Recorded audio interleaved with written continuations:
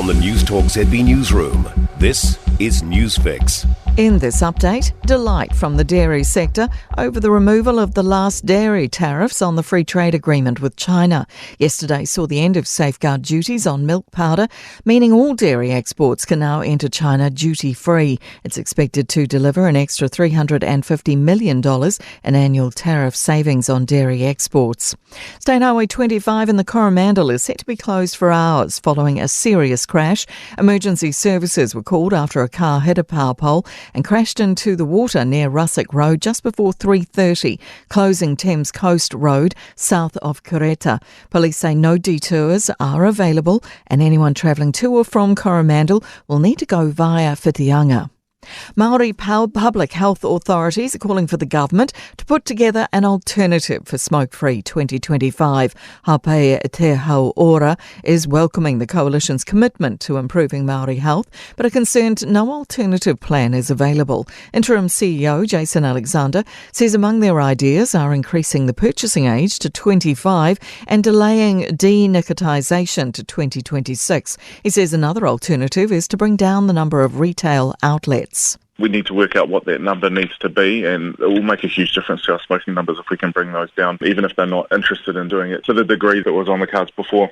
A powerful 7.6 magnitude earthquake has struck central Japan, knocking out power to thousands of homes and disrupting flights and rail services. The quake was centred near Ishikawa and triggered tsunami warnings for residents to evacuate some coastal areas. Those warnings have now been downgraded. The presidents of China and the United States have exchanged congratulations on the 45th anniversary of diplomatic ties between the two countries. In his message, Xi Jinping says both countries have weathered the storms and moved forward in general. He's called China and the US forming ties a major event in the history of bilateral and international relations. That's news. In sport, Luke Littler has become the youngest player to advance to the semi-finals in the history of the Darts World Championships. The 16-year-old secured a 5-1 victory over Brendan Dolan. He'll face 2018 champion Rob Cross for a place in the decider at London's Alexandra Palace. The current youngest winner of the title was Michael van Gerwen as a 24-year-old in 2014.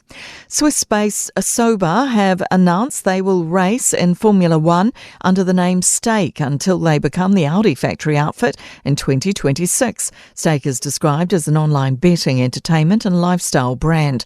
The team competed as Alfa Romeo in 2023. Amanda Anisimova is through to the second round at the ASB Tennis Classic in straight sets. That's sport. I'm Jodie Gill. For more news, listen to Newstalk ZB live on iHeartRadio.